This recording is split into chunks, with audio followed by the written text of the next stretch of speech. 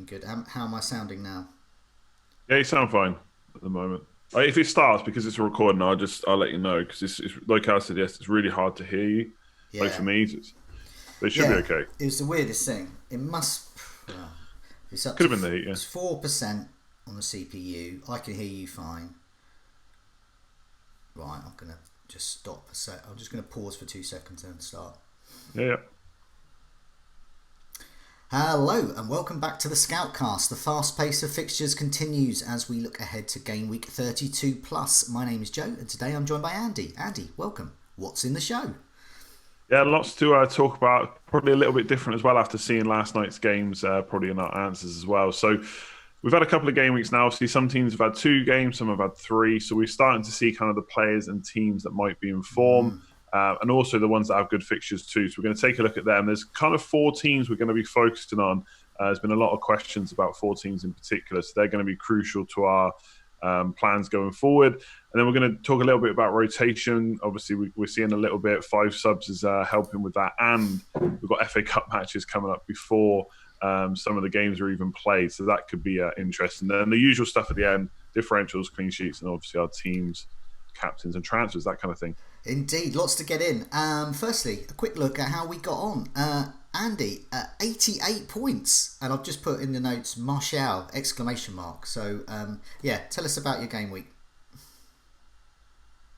Yeah, 88 altogether, which was decent. It was a really big green arrow. I think it was nearly 80,000 places up.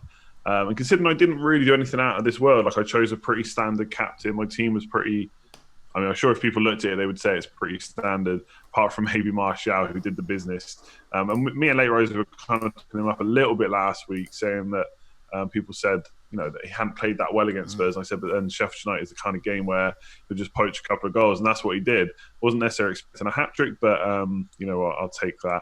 And then last night was a bit of a damp squib, really. So frustrated by Foster because I considered nearly every other keeper that got a clean sheet this week. Luckily, it's a kind of 4 or 5 game week move, so hopefully he can get something over the next few weeks, as we're going to talk about later. But extremely frustrating to see him get 3 and Pope get 10 points. So yeah, that was frustrating for me. But otherwise, kind of an all right. Everyone did well. Fernandes captain was the only really annoyance, to be honest, because most of my other players that I would have considered for captain got points, and he was the only one that didn't. But I'm kind of confident with him going forward still. So, my team is similar, apart from one thing. I haven't got Anthony Martial. So I got 65, and so you can see the difference. If I'd have had Martial instead of one of these duds, I'd have got around about 85 or so. So, yeah, that's the big difference. And that shows really in a game week that right captaincy call, the right transfer in at the right time, the right differential. Martial probably won't be a differential before long. He is at the moment. So, well done for getting him in now. Sort of, that was the week to get him, basically, because his ownership's going to go up. Yeah, TAA, Salah, Bolly, Jimenez, all delivering for me. Kevin De Bruyne delivering. I did the same move, Foster, and I didn't go for Pope. I like Foster, and I like his Watford's fixtures coming up, so I'm not too bothered. And he did get me a save point, and it really has come to that. One of the big issues the eagle-eyed viewers will notice is my bench. For those listening on the podcast, it's McCarthy. I'm not too bad with that. Campbell, Stevens on a -2 there on the bench. Luckily, not in my main team, and then O'Connell injured as well for Sheffield United. So I've got a bench boost to use at some point, and I've got to beef up that bench. In the meantime, I've got to beef up the first 11, and I don't have my second wild card. And Would you yeah. would you kind of consider potentially just almost like writing off the bench boost, concentrating on the first 11, and at some point just using it if it looks okay? I am, and also thinking in terms of probably an enabler.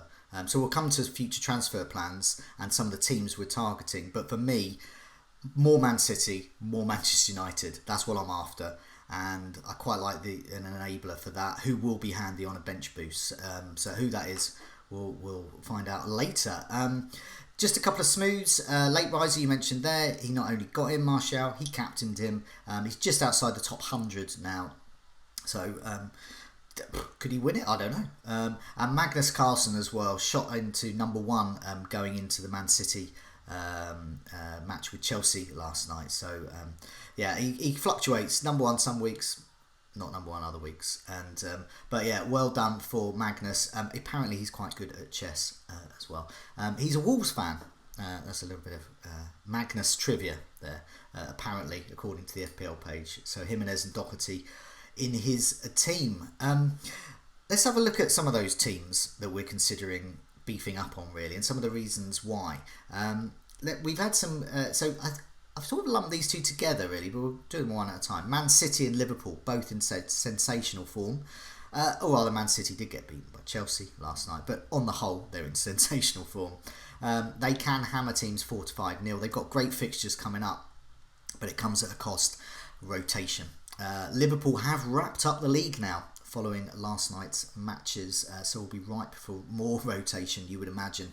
And so, yeah, Man City, Liverpool, rotation risk, but great teams to load up on. So no wonder we've got some questions on them. Let's have a look at Man City first. Il Pistolero. Can Jesus be the saviour? Karen 14, are Mahrez or Foden, who's currently got a slight injury. Better options. Gundogan 2. Will he play up front? I mean, we've talked about Edison taking penalties before, but yeah. And FPL Sponge, City players look great from 33 onwards. What would be the ideal 3 if 3 is the way to go? Yeah, Andy, what do you reckon? Man City. So you've got KDB at the moment. Are you looking for more?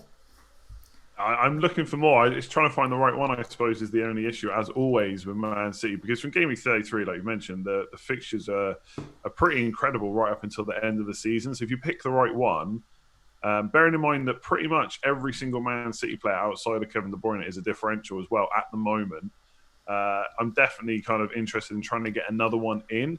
Who that is tricky. Like I don't think Gundogan is suddenly going to become their false nine week in, week out. Like you said, Pep's talked about Edison on penalties before. It never happened. Not to say that he can't start with a false nine instead of Jesus, but that was only the second time this season where Aguero's not started that Jesus also hasn't started, and apparently he had a knock as well, which is one of the reasons he was out. So I'm not kind of put off by last night's game. And to be honest, we get to see their FA Cup game and Chelsea before we move on them. So that might give us a better indication. So I'll talk about Jesus in a sec. Mahrez kind of interests me now because he started 3 out of 3. Yeah.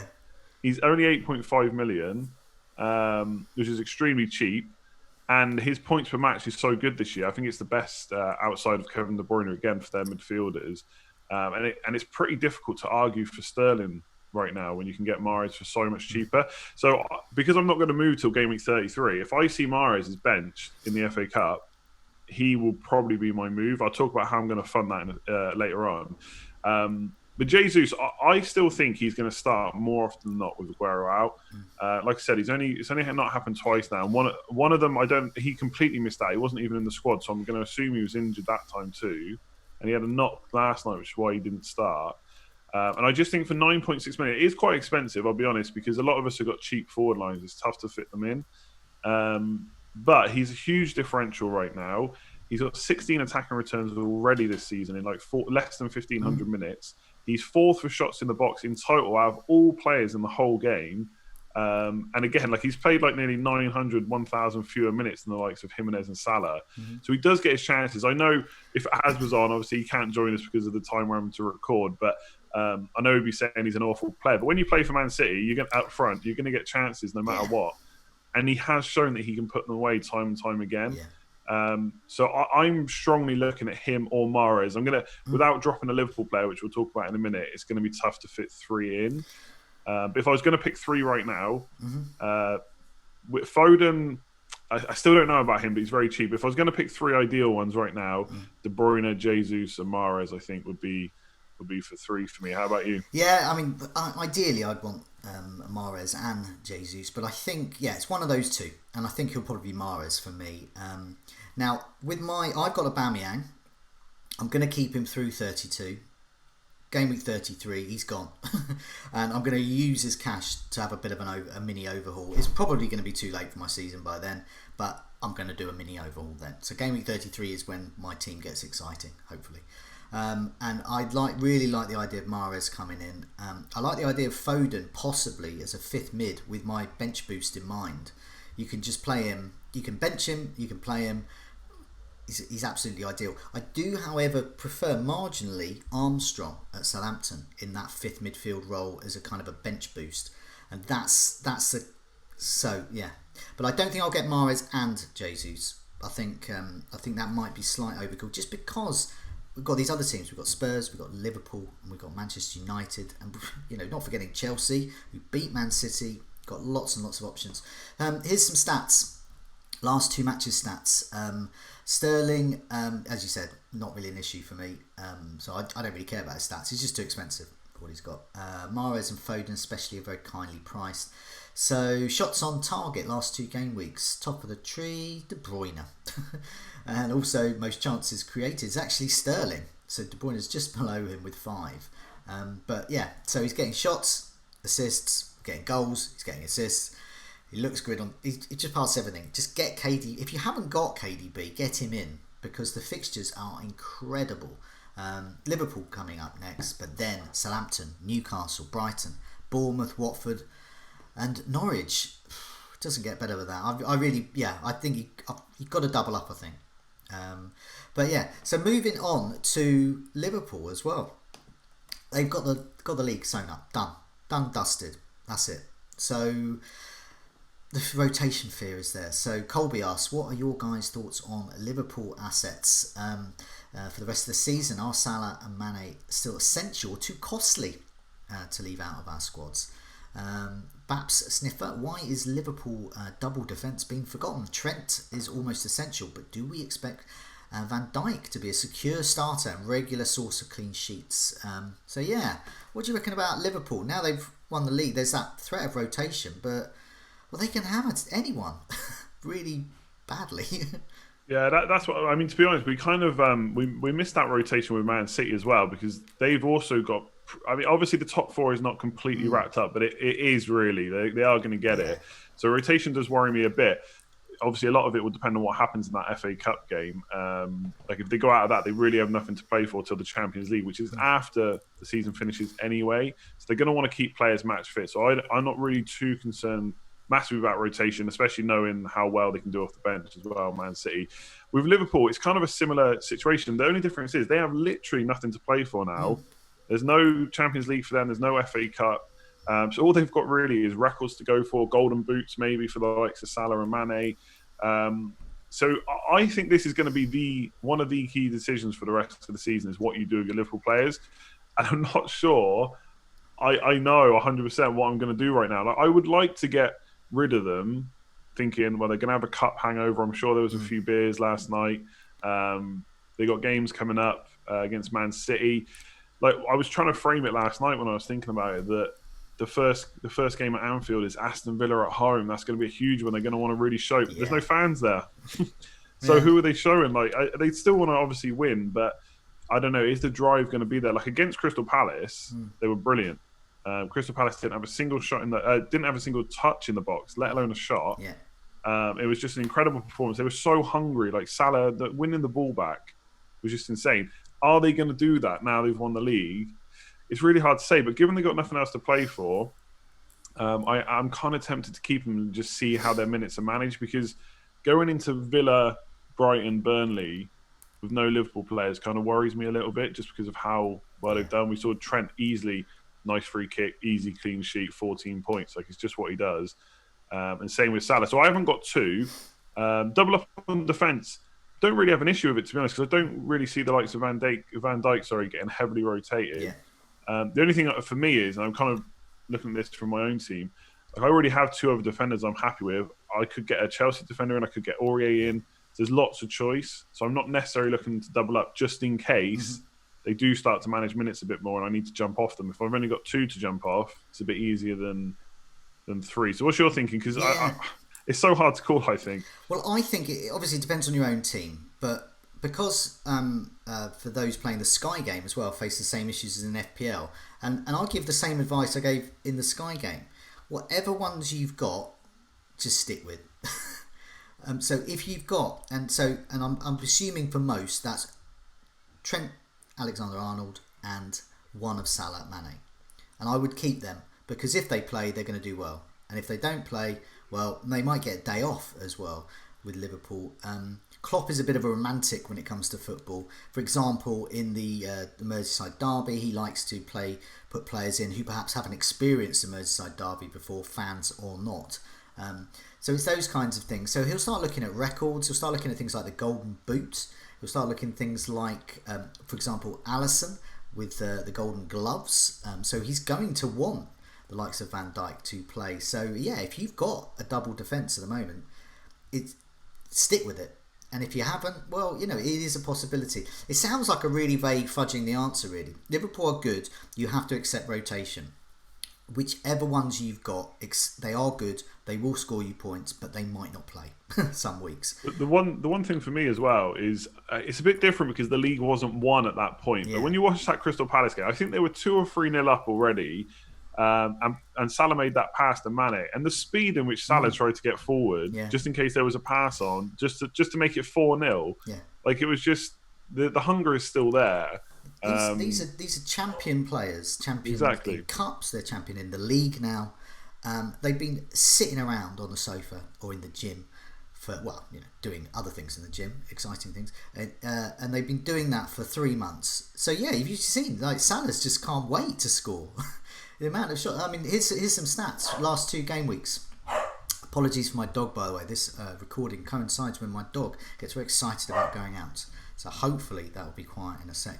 But in terms of last 2 game weeks, the goal attempts, Salah has had 5, but just 1 on target, and he's expected to get 1 over the last 2 game weeks. So that shows he's just absolutely going for it. But they're not all great shots. But that's what Salah does. But he is going for it on the shot count there. Alexander-Arnold is actually just behind him with 3, and so is Van Dijk. So there's goals in them, as we've seen already. Mane, last 2 game weeks, 1 shot, and he's expected to get more than 1, but it was a shot on target. It was a shot inside the box, so it was a quality shot. So with Mane, you're getting less shots, but you're getting higher quality shots as well. And it's also worth noting that top for chances created is Mane with 7, compares to Salah 2. So that selfishness with Salah, shoot, hope for some go in. Mane, I'm only going to shoot when I think I'm going to actually score, and I'll set up other people. So you're going to get all of those stats. They equal points. So what I wouldn't advise is dumping Liverpool players. I think you just got to accept the rotation. Yeah, I kind of agree. I think press conferences and hearing from Klopp over the next few weeks will be key, because he's the type of manager, I think, now that it's won, if he is going to start rotating, he might give us some clues. Like we've seen, like Neco Williams came on for Trent during the last game, so he got like 20-30 minutes in the game. We might see that a bit more.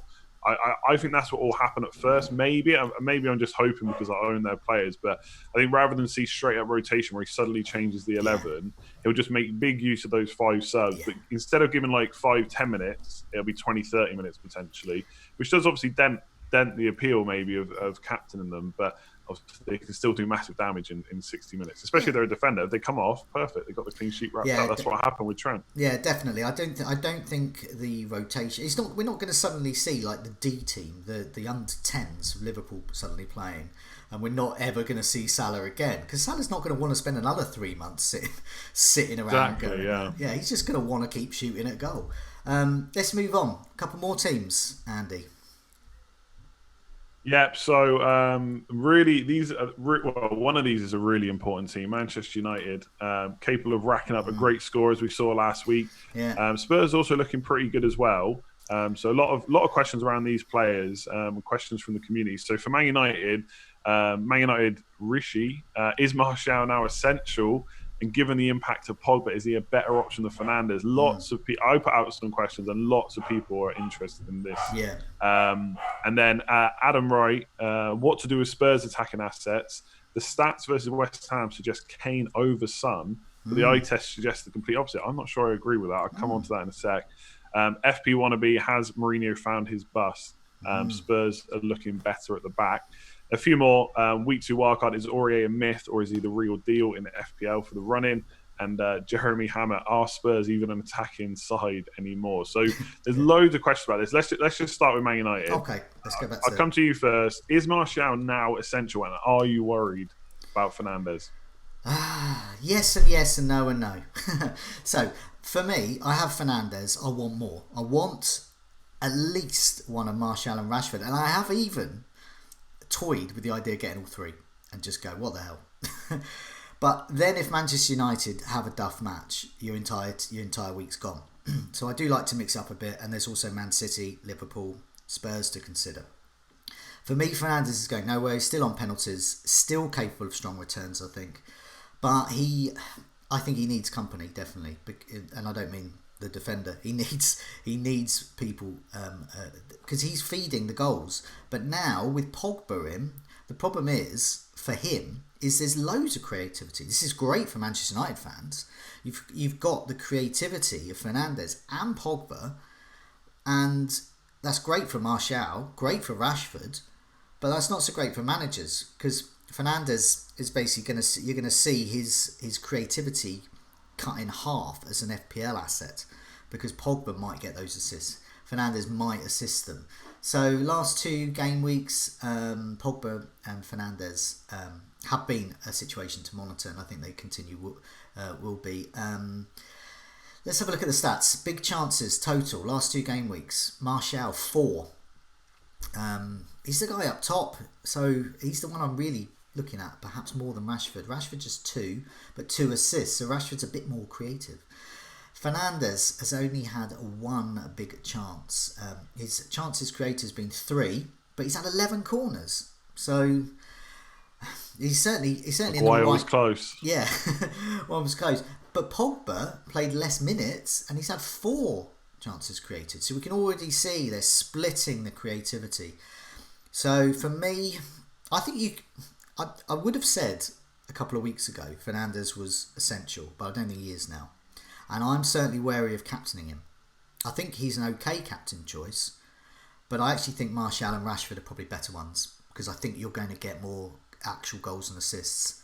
And Fernandes, you might get some assists, you might get a penalty, but you also might get 3 assisting the assister, which is an FPL nothing. What do you think? I mean, you support Manchester United as well, so it must be great for you to see all this attacking creativity on the pitch. But yeah. Yeah, it's taken a while to happen, but it was nice to see. I think there's, as much as I've got the triple up, and I do think it's still a good idea, I think we have to say that Sheffield United, it kind of all fell into place. No Henderson, no Egan, no O'Connell, 2 bad games. Like they're in a bad state right now. It's actually why I think Spurs could be decent this week, which we'll come on to in a sec. I think Brighton is a trickier fixture because not only do they not really, I can't really recall them conceding a lot of goals in one game this year, but also they've started off since the break really well as well. 2 good results. They drew against Leicester and they beat Arsenal. So considering the teams they've played, they've done quite well. So the next game's a little bit trickier, maybe. The thing I really liked about that Man United game is the way we set up. It was like all out attack. It was like 5 attackers plus Matic essentially. The thing with Pogba and Fernandes, you're right, is so much more potential to create something because they can just, especially when we've got so much possession as well, they can just sit on the edge of the area looking for that pass. And when you've got Martial and Rashford making the runs in behind or looking for space, that's going to equal goals, which is what happened. So I said it last week, so it's not just a knee-jerk. That's why I like Martial for these games, because he's going to be the one poaching. And that's exactly what happened for the first 2 goals. He was in the right place, in the box, just one tap and in. So I really like Martial. Like without sitting on the fence, if I had to rank them, I still think Pogba is the worst option because I don't think he's had a single shot in the box so far. It's only 1 and a bit games, to be fair, but I think he's the least likely to have those shots in the box out of all of them. So he is creating chances, but so is Fernandes, and Fernandes is getting into the box a little bit more, and he also has penalties and on pretty much every single set piece. So I still prefer Fernandes to Pogba. I do think there's a case potentially to be made if you were re-picking right now, Martial and Rashford wouldn't be that bad not having Fernandes at all. Not that I think he's worth a sell. I know some people are looking at selling him. I think that's crazy because we are looking at just a couple of games and only 1 game when they've all played. Like we're only looking at 1 game for that kind of sample. And he's still got penalties and all free kicks. So I'm really happy to have him. The reason I still prefer Martial over Rashford, he's cheaper. He's going to get an extra point for those goals. He's going to get the clean sheet point as well. And you can see how that can equal like a huge score. But as well as that, Rashford was pretty unlucky, maybe a little bit rusty, poor finishing, but he was a little bit unlucky not to score a goal or two as well. And he got 2 assists anyway, so he could have had a monster haul. So I think a double up on attack is an extremely good idea considering the prices right now and the fixtures and just how we're playing. And if Solskjaer keeps setting up like that, I would expect to see a bit of rotation in the FA Cup because top 4 is difficult now, but it's still on. And so while that's still on, he's going to have to keep playing mostly this first 11 for the rest of the season. So yeah, I still think Martial and Fernandes I'm more than happy with that. But Rashford comes into play. Pogba will do something at some point, I'm sure, but for me, he's the worst choice out of all 4. The only caveat I have with Martial is the experience of owning him and seeing other people own him. Yes, he can score brace. Well, and now he can score a hat-trick. But then then you get those rumours and he hasn't been on the coach and they go, oh, it's fine, he lives next to the hotel and then he just don't show up. And then Solskjaer says, oh, yeah, he's got a bit of a niggle. And then you don't see him for 2 months. See, that's my experience with Martial. Here's what I will say to counter that. I think this season is the season where he's had the most games in a row. It was very short. I think it was like 13 or something like that. But I'm just looking now. He's actually started the last 16 games for Man United. Yeah, it was earlier this season and last season. Yeah, no, but the only reason I'm bringing that up is a lot of people were slow to get on Danny Ings because of his injury record. And he has also proved this season that he doesn't have it. So I'm not saying Martial will never get injured again, but he has started the last 16. So maybe for his price, he's only 8 million. It's so cheap. I prefer. I mean, let's assume everyone's fit and everyone's going to play. I put Martial number 1. I put Fernandes at number 2, Rashford at number 3, Pogba at number 4, like you were saying, with Pogba. For me, that's assuming everyone's fit. Now, taking into account minutes and overall fitness across their career, I'd move Rashford a bit higher up. He's just a bit more secure. And I think he got 8 points this week, a couple of assists, could have got more. Like Jimenez, nice steady Eddie scorer. I like them. I think if I was lucky enough to have a second wild card, I'd be wanting to use it and I would probably go for all 3 of those ones: Martial, Rashford, and Fernandes. I just think it's nice and safe and secure. I think you're always going to get points. They've got the fixtures. So if anyone's thinking of tripling up, I'm not averse to that. Not averse to that at all. I will just say one last thing, because obviously a lot of people are looking at defender as well, and I've kind of, people have said to me, you're selling the dream of a Maguire header off a freaking corner. That is basically what I'm waiting and hoping for. But if I had my sensible hat on, I think I probably would go Wan-Bissaka if you're looking for a defender right now. He looked pretty good, like creativity-wise, putting balls in from the right. But not just that, he does seem to have the edge on bonus. So if they're going to get no attacking returns, he's more likely to come away with a few bonus points as well, potentially. So I still don't think there's a lot in it. But if you were going to triple up and you wanted to just go double attack, I still think a defender, like, again, the fixtures are incredible. Like, Leicester is our hardest game for the rest of the season, I would say, and that is the last day of the season. So it's a good time to jump on, I would say. Yeah, I agree with that. There's another benefit of playing the Sky game. You can see the Wan-Bissaka's points that he accrues from tackling as well, so that translates into bonus in FPL. And of course, you can see he can get an assist or 2 in him. Maguire's one of those players where it's like, good on people who get him and he scores, but I never think, I wish I'd got that, because he's just not the kind of player I like. Wan-Bissaka's more my one, because it's just so if Wan-Bissaka gets a big haul, then I think, oh god, I should have got him in. But anyway, who else are we looking at team wise? Yeah, so Spurs is the other one. Again, there was loads of questions, so let's just have a quick look at them here. So let's start from an attacking point of view. So first of all, are you looking at any Spurs attackers? And Adam Wright said that the stats are suggesting Kane over Son, but the eye test suggests different. What do you think about that? I've got a different opinion on that, but I'll start with you. Well, okay, game week 33 is when I change my team around. It may be too late, as I said, but I have a Aubameyang, so I still have a route to get Kane easily, and I'm not completely averse to that, even though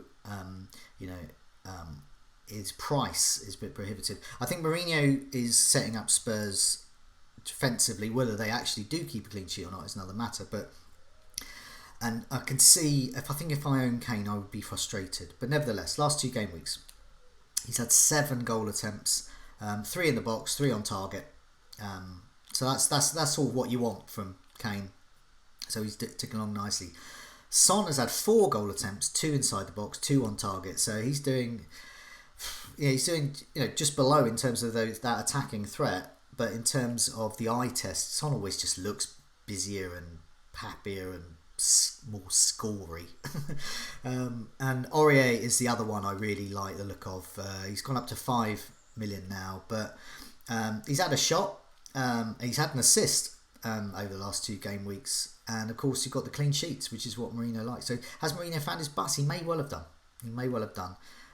In the good fixtures, yeah, I think Aurier and Son is a good double up, and I think if Kane is an interesting differential. Someone in one of my mini leagues has him and shot above me with Kane, captain, because he's captainable, and if he scores and gets bonus, you're looking at maybe 8-9 points, and then that's an 18-point captaincy haul, and just let the others do the job. Yeah, what do you reckon? Yeah, I don't necessarily think that Harry Kane is suddenly a must-buy. But I do think the West Ham game was interesting because Son was very wide, and he's only had 2 shots in the box the first 2 games, which actually surprises me a little bit. But he was extremely wide in that West Ham game, and not necessarily getting into the box enough for my liking, considering he's 9.7 million as well.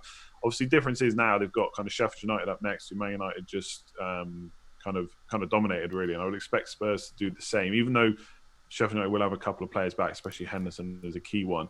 I think Kane, there was glimpses in that West Ham game that he was doing all right. There was just a couple of times the flick on at the near post with Aurier crossing the ball in, the pace to get forward on the counter. He did have that shot with his left foot, but it went wide. Obviously, he took his goal really well as well. So I guess it's a bit like Leroy said last week. I would never say never to Harry Kane, even though I jokingly said he'd never come near my team ever again. But the problem is still his price, 10.9 million. How am I fitting him in with 2 Man United players, De Bruyne and Salah? You'd have to really just want to go for it. So you don't want to just always stick around until something happens and then bring them in, because obviously you want to get them in ahead of time. So if you really want to take a punt, Harry Kane could be a way to go. But I want to see another game where he looks kind of nearly back to his best, because assist-wise, there's a really good pass he played, but he's not really been known for his assists in the past. He's really relying on goals, which isn't a problem, but you find other attackers who do both, and that really tops up their points.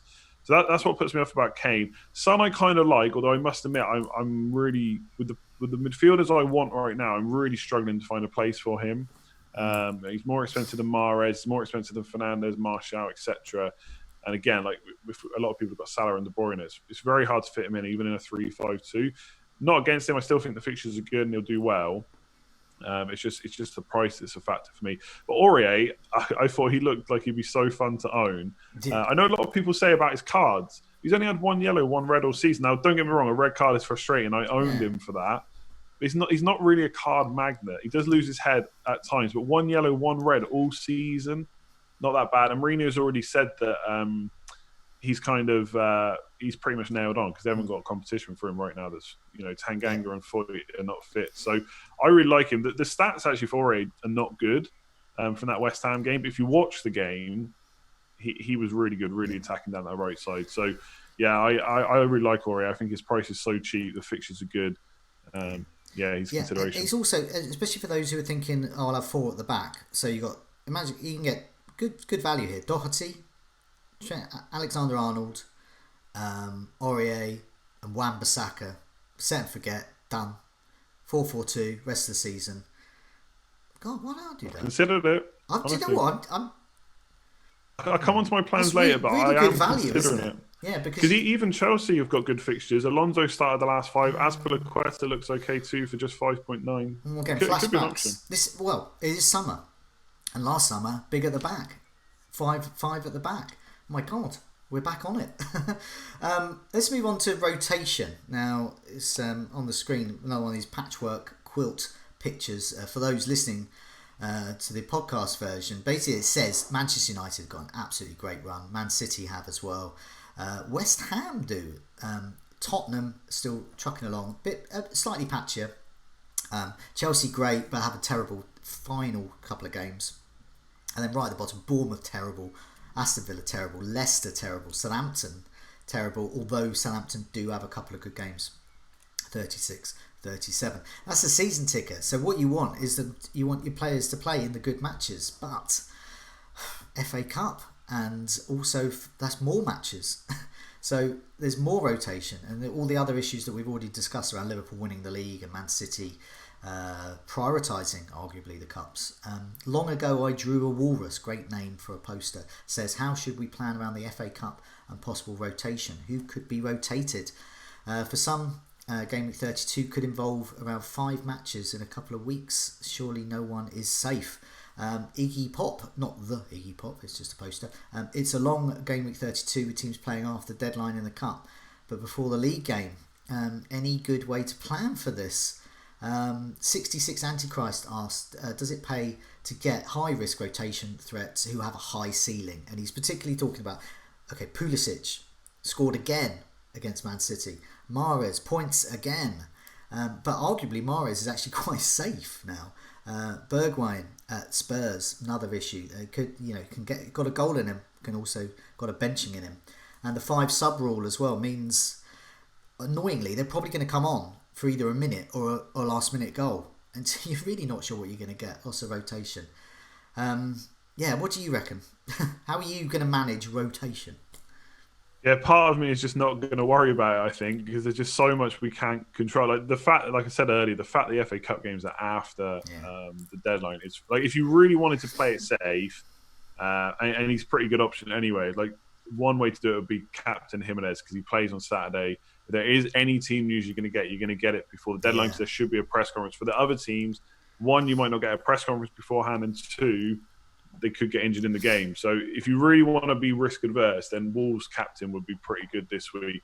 Like, I'm kind of, part of me pays attention to the league table as much as what's happening in the FA Cup, because top 4 looks difficult now because Chelsea are 5 points clear.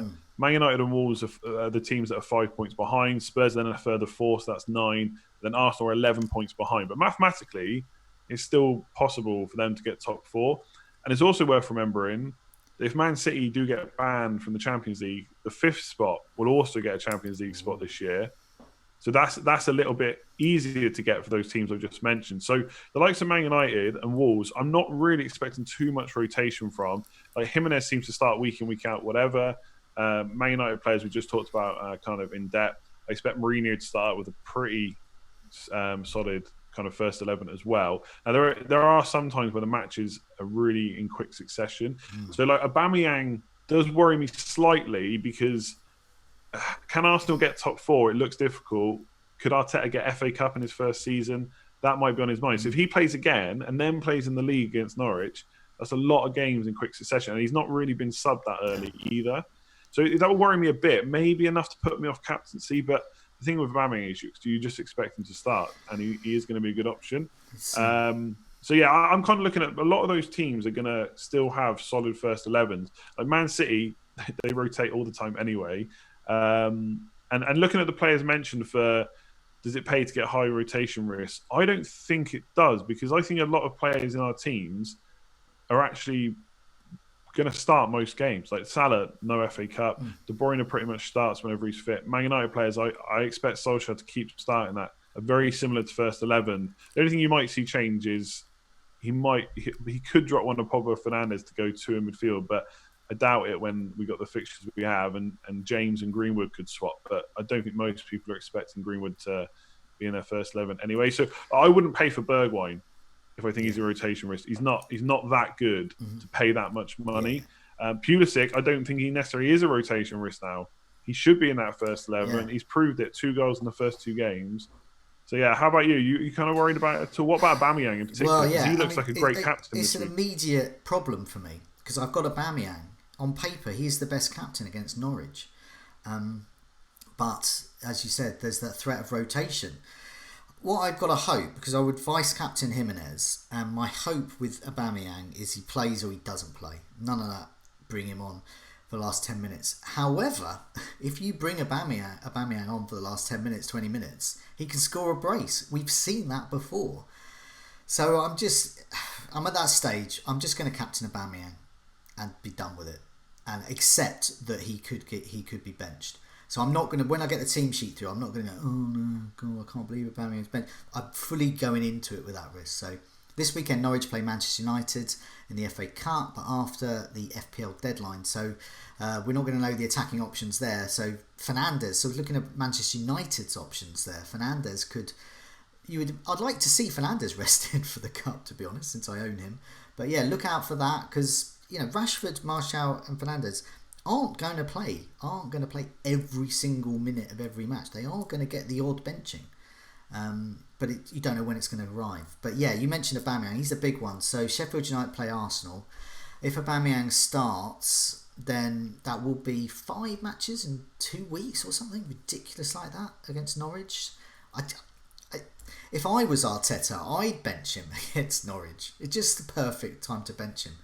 Leicester play Chelsea, Newcastle play Man City. Man City could be an issue there. So I'll be looking at the minutes of Jesus, Foden.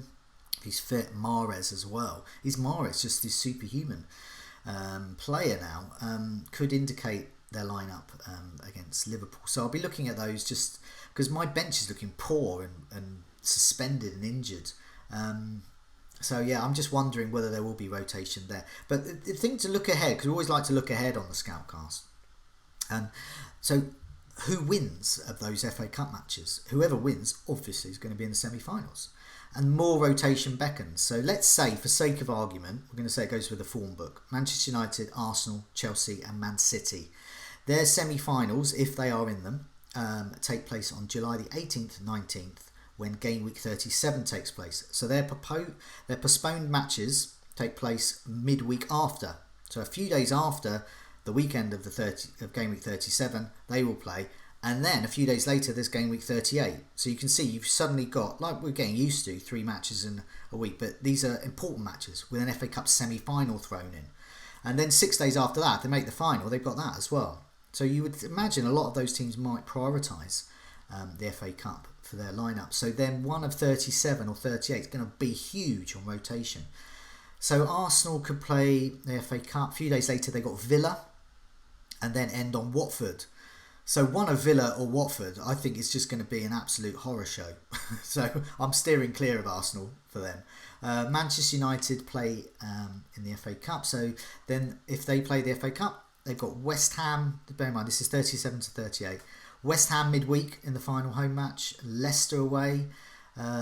West Ham looks like right for rotation, you would imagine. Man City, if they get to the FA Cup semi-finals, they've got Watford midweek and then end home to Norwich. Great fixtures, but who's going to play against Watford? Who's going to play against Watford and Norwich in those matches? So it's going to be disappointment. And we've already seen. I think the good thing about that then is because it's so late in the season, we'll have a better idea of who can still get something in the league. Yeah. If Man United are still in the FA Cup and top 4 is impossible, or top 5 is impossible at that point, then I would expect rotation. Whereas right now, I probably wouldn't.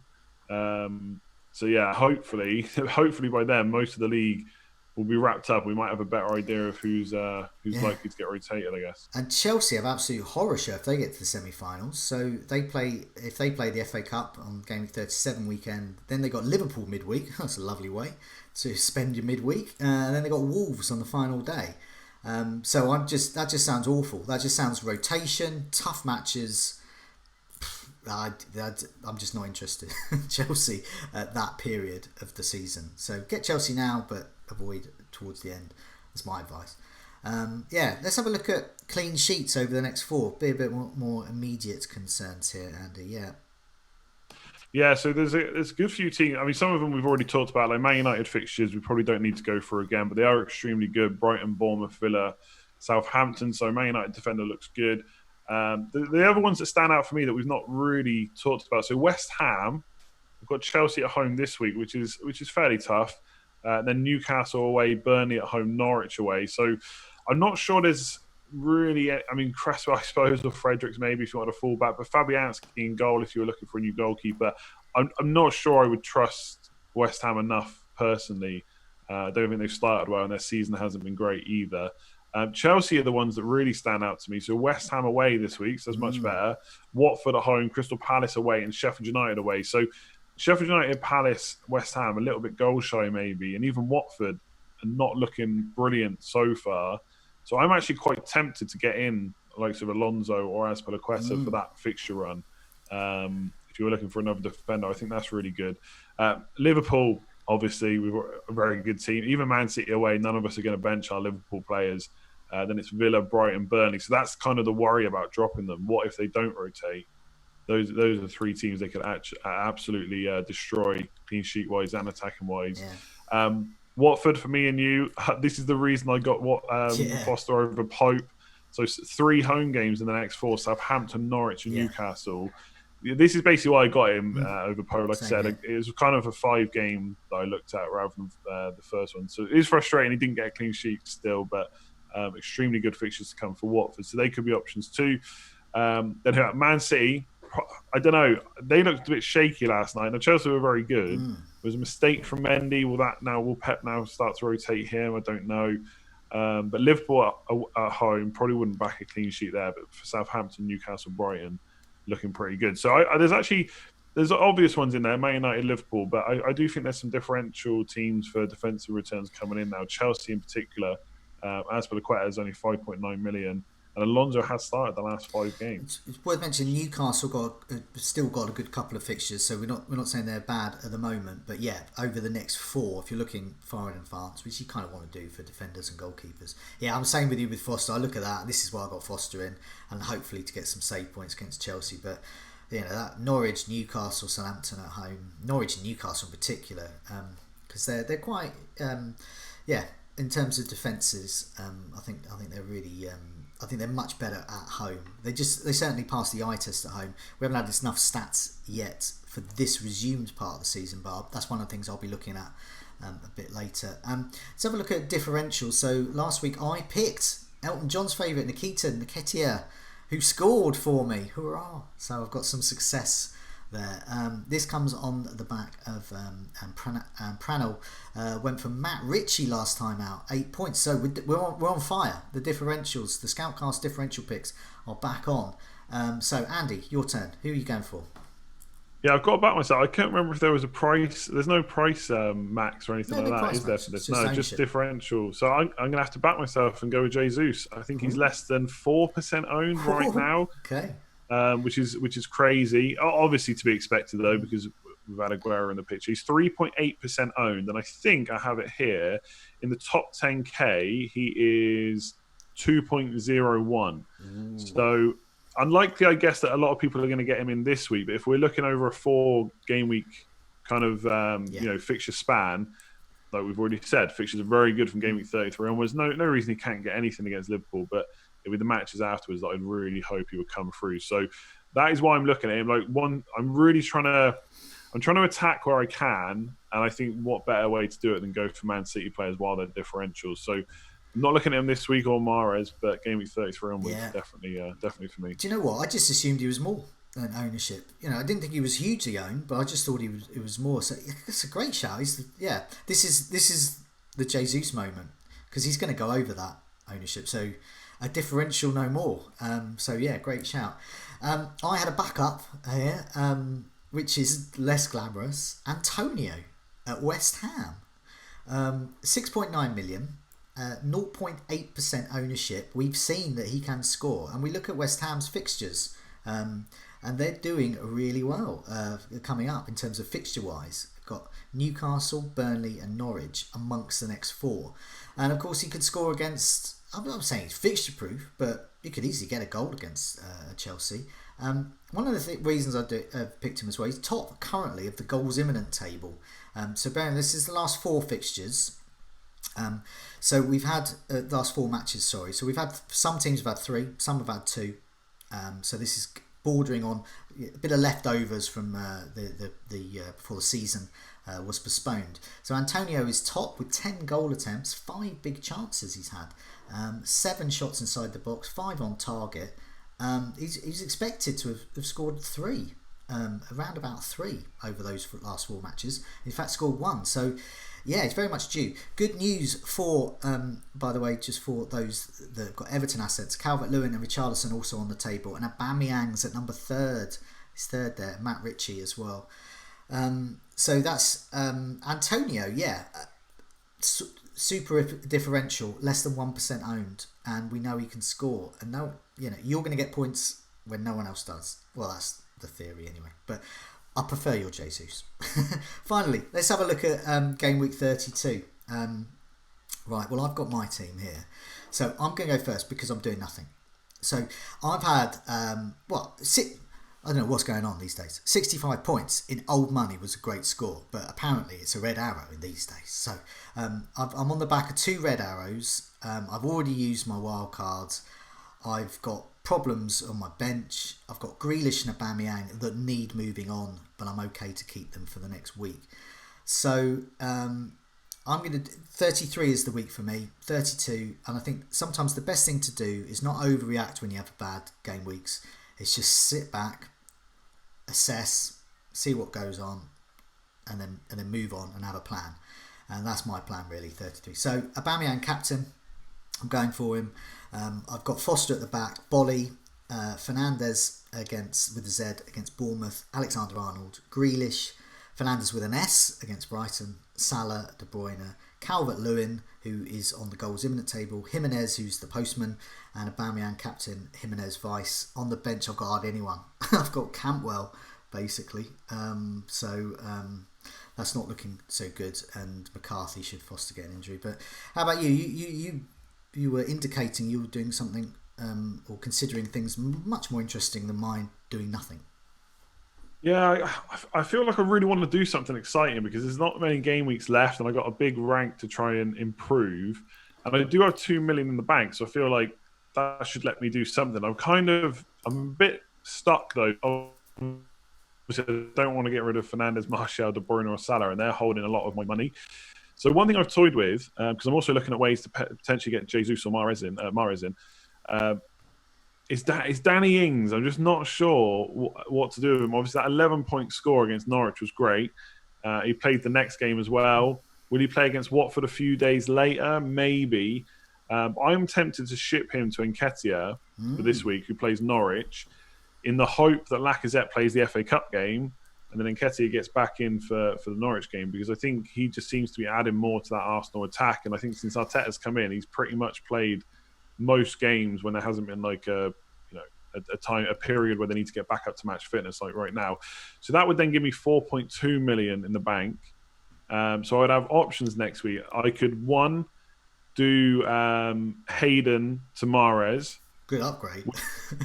Which would then let me move to 3-5-2 basically, and Nketiah would then become a bench option, because Arsenal's fixtures are not great after Norwich, which I am fully aware of. Although there is part of me that thinks, well, Harry Kane was 4.5 at one point and he was ridiculous. Maybe Nketiah, if he's starting week in, week out, could still be good value even against tough teams. Or I still bring him in and I can do Calvert-Lewin to Jesus and then play 3-4-3, but I'd have to play with Nketiah then, which worries me a little bit more. But I'd have 1.1 million if I wanted to upgrade defence to like a 4-4-2. So I think I'm going to probably do that. Like Pulisic would be nice this week, but I can't do it in one move. I'm not sure if it's worth a hit.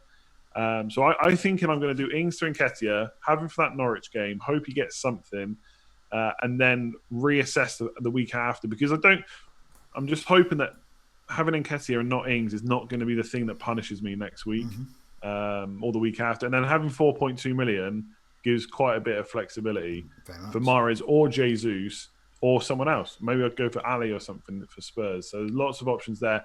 Captain-wise is tricky this week. I've got a bit of gambler's fallacy that, well, Martial can't do that again, surely. But I do think this might be, again, his kind of game. So I'm tempted to give it to him or Jimenez, who is the postman, of course. And the fact that he plays Saturday is quite enticing as well. So it's between those two. Salah could be an option, to be honest, against Man City. I think that game could be quite open. So yeah, that's the kind of three I'm looking at right now. I've got it on Fernandes, but I don't know. A part of me is tempted just to switch it to Martial while he still be somewhat of a differential. Yeah, I agree. I'm sort of off Fernandes as a captain, and that's not just because of the one blank, but I can see that becoming. He's just simply, I don't think, as good in FPL terms as Martial and Rashford in terms of goals, assists, and points there. And sometimes I think with the captaincy, just keep it simple. I should do and just captain Salah KDB every week. Be done with it because they're both delivering. It's really hard to call that game. I think now that it's all over, it could be quite open. Like that would be like a final nail in the coffin. Not only have we won the league by a ridiculous amount of points, we've also beaten you at your own ground again. So yeah, I do think you're right. Like Salah just looked really good against Palace. So yeah, he probably is just the best option again. I think sometimes don't overcomplicate it. Maybe I should do that. But remember, everyone, all the stats we've been reading out and some of those season ticker pictures all being come from the Fantasy Football Scout members area. Please do sign up, have a look on the site. Lots of invaluable information there. Also, please like if you've enjoyed this episode and subscribe so you can keep up to date with all our latest videos and podcasts. Anyway, it's a goodbye from me. And goodbye from me. Goodbye all.